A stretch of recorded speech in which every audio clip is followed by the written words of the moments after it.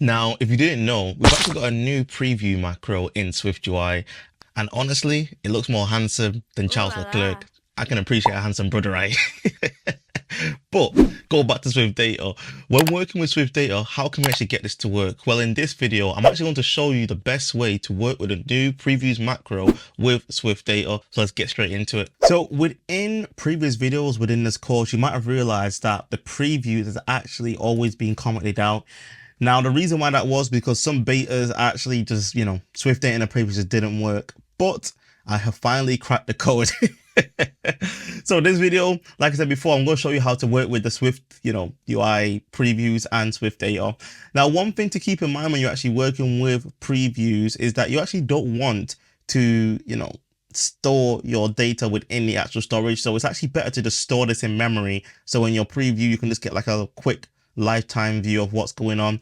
If you do want to store it, directly in storage, then you can go for it. But me personally, I feel like for previews, they should just preview data quickly and it shouldn't be doing anything else. Now, the first thing we're going to do is we're going to use a custom container so we can actually pre-fill items and, see them in action.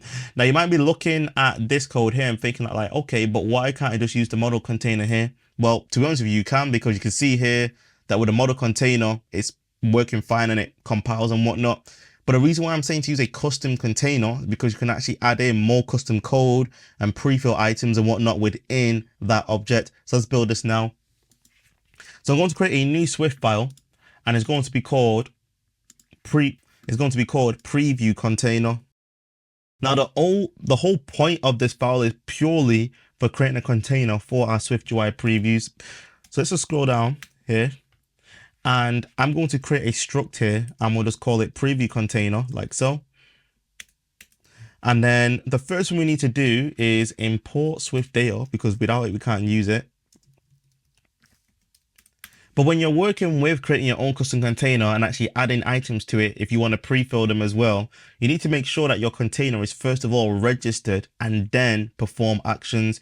So what we want to do in our container here is that when it's being initialized, we're going to initialize it and set and essentially register our container. So go say let.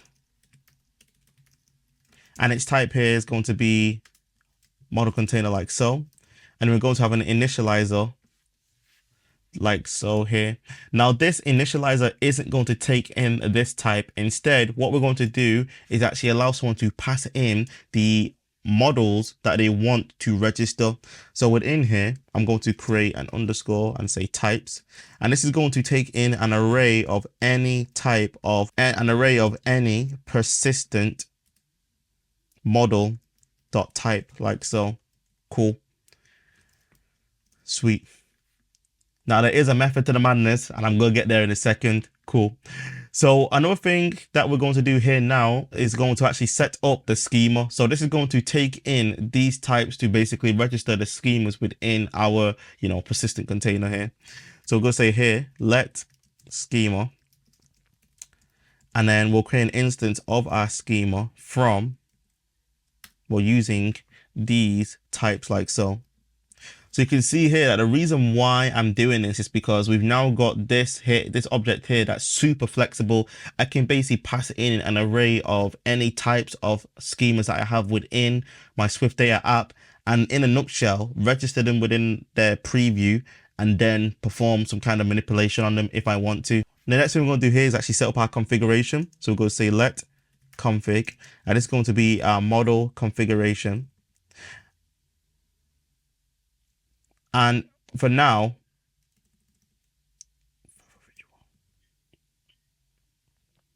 I'm just going to use this option here where it's like it's stored only in memory. Now, by default, we could set this to true, but I want to give someone again the flexibility. So when you're building stuff like this, what you want to think about is that if I was to pass this on to someone else, can they easily tailor it for their needs? So we're just going to say here is stored in memory only, and its type is going to be bool. Now, by default, I'm going to set this to true, but if you're someone who wants to, not store this in memory, then you can just override this with the value that you want. And then we'll pass that in here like so. Cool. So we've got our schema set up and we've got our config. The next thing to do is actually register this within some kind of model container. So we're going to say here, self.container is equal to model container 4. And what we want to do here is actually pass in our schema, so the type that we want to register, and then the configurations, so our config here. And I know I'm living life on the edge, but I'm just gonna force unwrap it, man. Listen, don't hold me ransom. I like to live life in the edge. If it crashes, it crashes. Nobody joking. So we've got this set up now with our preview container here. So how would we actually use this function within our, example that we had before? Pretty simple. So if I just go back to our content view, where we had our model container now, instead, what we want to do is create an instance of that preview. So we're just gonna say here, let preview container like so. And then we're just going to create an instance of that. And now we can actually register the types. Now I don't want to, I do not want to store this in memory. I actually want it to only be in memory. So we'll ignore that and just use this one here. And for the types here, we're just going to say item.self like so. And then rather than us using this here where it takes in a, type here, we're just going to replace it with this modifier instead that allows us to pass in our own custom model container like so. And then actually, you know what? I'm going to rename this to preview, and then we're going to say here preview.container like so. Cool. Now this won't work because what you need to do is we actually need to return our content view because this is within a result builder. So all we need to do here now is just say return like so, and then this should be fine. Cool. So what you should see now is your to-dos working perfectly fine and it's all good. So now that we've actually got our own custom preview set up and we can just easily reuse this, and we saw how to get this working with SwiftData, in the next bit of the video, I'm actually going to be going into detail about how to actually add items to a container so you can preview it and have multiple versions of your preview so you can help you debug and see what your app looks like. Now, if you're enjoying this video so far, I'd really appreciate it if you gave it a thumbs up, and also as well, leave comments for other videos that you're interested in as well too. Now, I said before, we're not actually showing different versions of our, to-do list here. So we're showing here if it's got results, but here if it has no results. But what I want to do instead is have another preview that shows me what it would look like with items. Now, in order to do that, the first we need to do is in our object that we created before, we're going to need a new function to actually explicitly add items into the actual storage. So below here, let's create a new function called add. Now, what is the purpose of this function? Well, pretty simple. All it should do is just simply add items into an existing container that exists within this struct. So what we want to do here is make this as flexible as possible and not hard code this to a specific type such as item or category. We just want to insert anything that is of type persistent model. So in here, we're just going to say add items, and then the array here is going to be any persistent model like so. Cool. So now this is super flexible. So within here, we're now going to actually have to insert this into our storage. So we're just going to say here we're going to say items and then for each. And then within this block here, I'm just going to say container dot main context. But when I want to use the main context, you'll see here that it's actually asynchronous. And the reason why is because when you're inserting items into the main context or you're performing some kind of operation, you don't want it to be synchronous because if it's a long running task, it'll freeze up your app. So this kind of happens in the background. So we can't just do this within this function because right now it's synchronous. So how can we make this function asynchronous? Pretty simple. So I'm just going to carry on typing this out. And we will get a build error, which I expect. But how do we fix this? Well, all we need to do is just literally wrap this within a task. Now, if you want to learn more about Swift currency, I do have a free course on my channel, and I'm not going to go into too much detail about this right here. We're going to wrap this in a task closure and make sure that it's on the main actor. So we're going to say here task, and then we're going to say main actor in like so. And then essentially move this within our task block. And now our build error will go away. So just going here, I'm going to create an alternate preview and just copy and paste that in like so. And now we should have two different previews. Now what we can do is actually name them as well, so it's clear what the difference is here. So I'm just going to say here, to do screen empty, and then to do screen. So now we have two different versions. You can see here we've got two different previews. Now in this one where we have our to do screen, what I want to do is just pre-fill that, like I said before. So we can just say preview dot add and then items. Right now, we're actually not going to pass something in straight away because I want to break something down. So what can we actually pass in here? Well, I actually want to pass in some kind of items. Now, if you actually watched my previous video where we actually looked at pre-filling our app, I actually did create a JSON decoder and a way for us to basically map items from a JSON file. So we can just reuse that code right here. So in our items container, when we were getting our default to-dos, all we want to do now is just simply just use this code here to basically read from that JSON file, and we're going to insert them into our SwiftUI preview. So let's just copy this. And then above here, we're just going to now pass in our items like so, and we should see our items within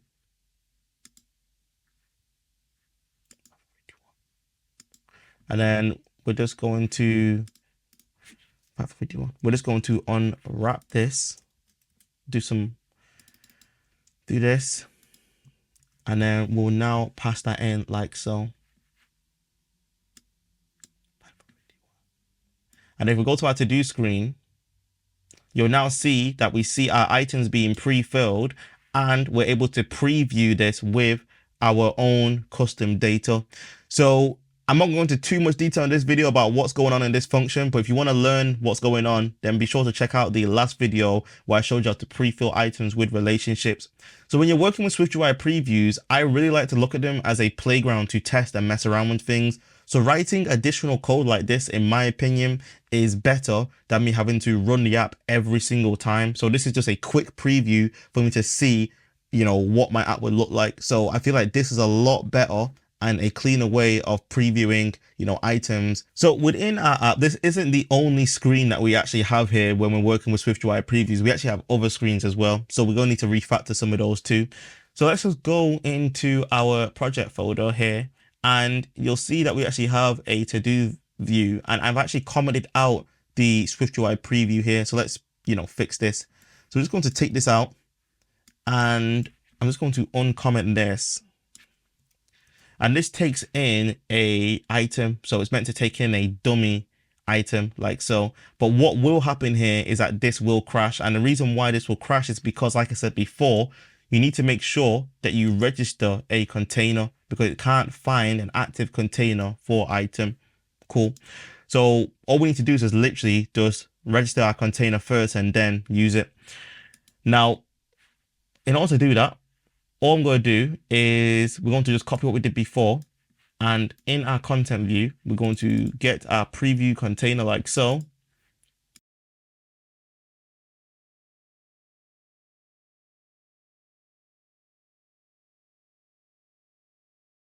So all we're going to do here is just use our preview container like we did before, and the item we want to register, and then set that on the to-do view using the modifier like so. And then using a modifier like so. And then this time, rather than using the JSON approach that I just have a static computer property called dummy that just creates a dummy to-do item. So we don't always need to use a JSON file now. We can actually insert it if we just have a instance of that type. So now there's two ways of us actually previewing what this item would look like.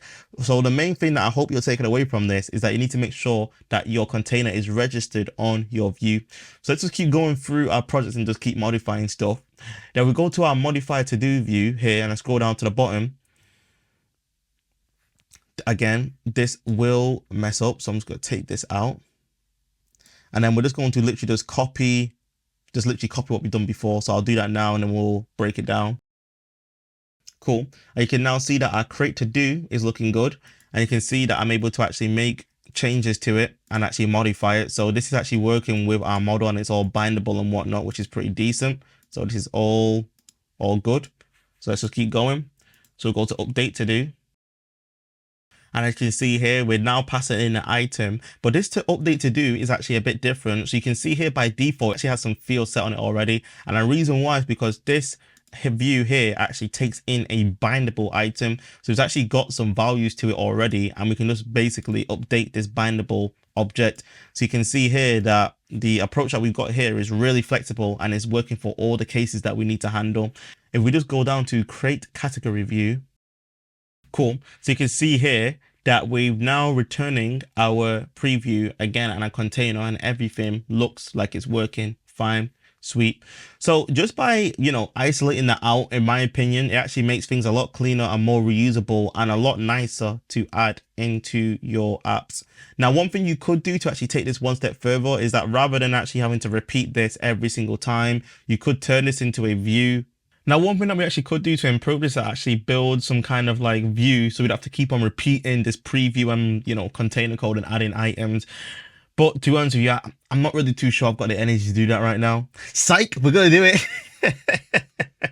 I'm just fucking with y'all, man. We're going to look into it. So what we're going to do is we're actually going to look into how we can basically build some kind of like preview for a view where all we need to do is pass in our preview container, an array of models and our view, and then it will just kind of just handle itself. So we're going to look into doing that now.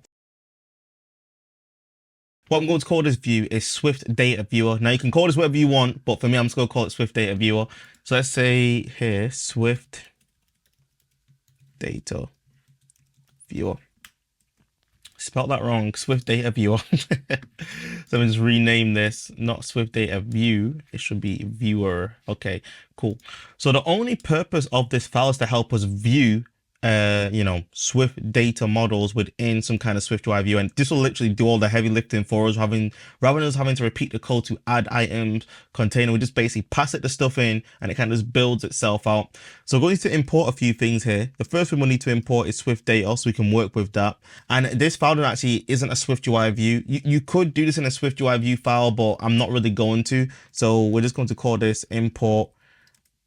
We're just going to use here, I should say, import SwiftUI, cool. So I'm just going to type out the base skeleton of this view. So we're just going to say struct SwiftUI data viewer, and it's going to be of type view like so. And then for now, we're just going to have a text with some dummy content in here like so. So if you wanted to, you could add in a SwiftUI preview to actually see this previewer, but I don't really need to do it for this case. Now, like I said before, the whole point of this view is to help us preview. So we want to make this as flexible as possible. Now, in order to do that, we actually need to allow ourselves to pass in some kind of view. And we're going to achieve that by using generics. So I'm just going to say here, content, and it will be of some kind of view. Cool. Now, when you're working with SwiftUI, you want to allow someone to actually pass in their own custom view. You need to use something called a closure combined with something called a view builder. So a view builder allows you to literally just have any kind of SwiftUI view. It's not got a specific type. Now, I'm just going to type this out and we'll break.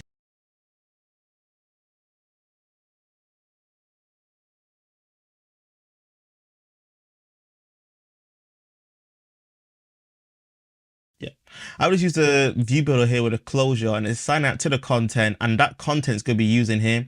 So whatever we pass into this content, which will be our own view, will basically be rendered within the body here. So this just allows you to basically pass in flexible. Basically, you can just pass in any kind of view that you want into this preview, which is what we want, because we don't want to hard code this to a type such as text or our create category view. We want to just basically be able to pass in any kind of view. Actually allow someone who's using this to literally pass in that preview container that we had before, so we can use it within this scope to set up our model container on this content here. So I'm going to create another constant, and this is going to be our preview here like so. And then the type here this time is going to be using our type preview container. Now, you might be wondering why did I not just pass in the model container here? And the reason why is because let's say in the future, I want to add more functionality to this preview container. I can now access it from within this view. Now, in our initializer, we're also going to have a property, well, parameter, I should say. And then this will be of type preview container, like so. And then we'll assign that in here. Then preview like so. Cool. So now we've done that and we've assigned it to within our view. On our content here, we're simply just going to say dot model container and then use that from our preview. So it's literally what we were doing before. And the final thing that we want to do is that whenever someone is creating a Swift Data Viewer here, I actually want someone to have the ability to pass in an array of items and it will pre-fill it for us. Now I'm going to create another property here called items. So I'm just going to say items, and this is going to be an array of any persistent model, and it's going to be optional. And then by default, I'm actually going to make it nil. And the reason why I'm doing that is because I might not want to actually pass in any kind of items at all. I might just want to just preview a view that just has Swift data within it itself.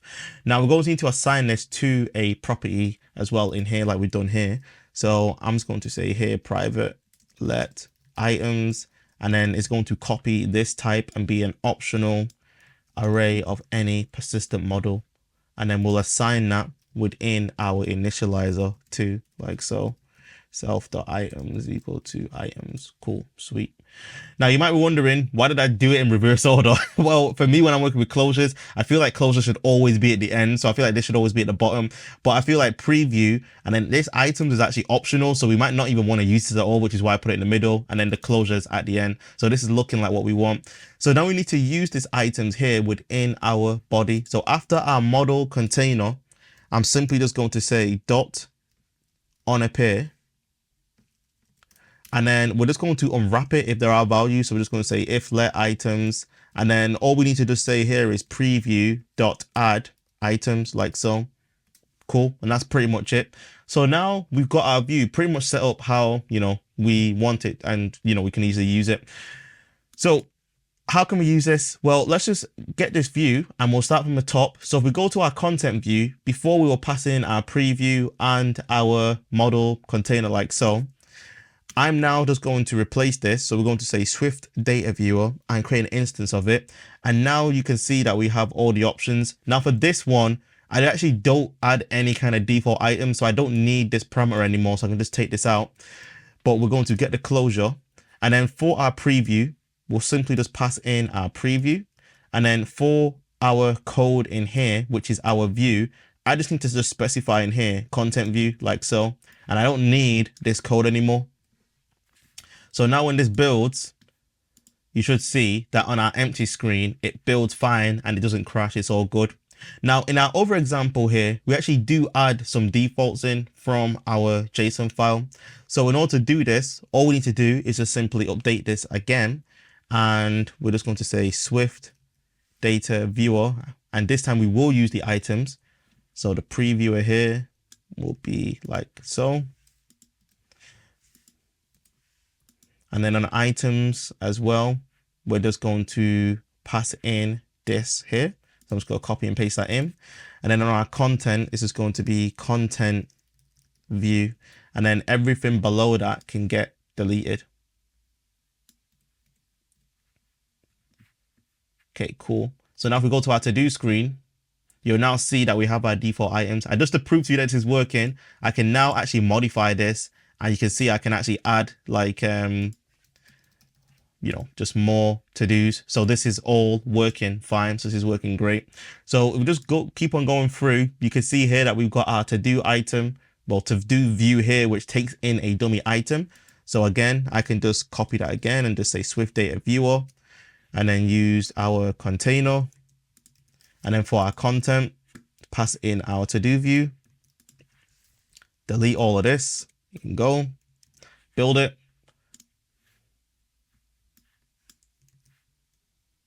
And it works fine. So it's looking good. We'll keep on going. So we'll go to modify this time. And this time again, we'll just Well, I'm being lazy. I'm just gonna copy and paste that.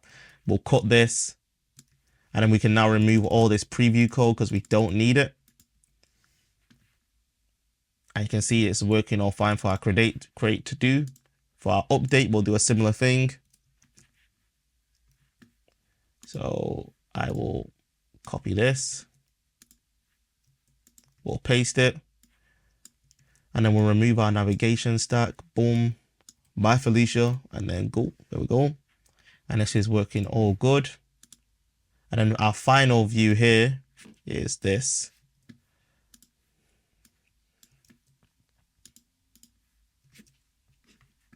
And then we'll just simply use our create category view here like so. And then sweet, that's good. Cool. So now we actually have our own flexible, scalable, and reusable Swift data view, and it's working fine in all of our previews. So this is looking pretty sweet. To be honest with you, yeah, I'm gonna give myself a little pat on the back, you know. So we've gone over all of that. Now, if you want to learn more about Swift Data, I actually do have a playlist that you can actually see on the screen here. So it's actually part of this course if you want to follow along with other videos within this course.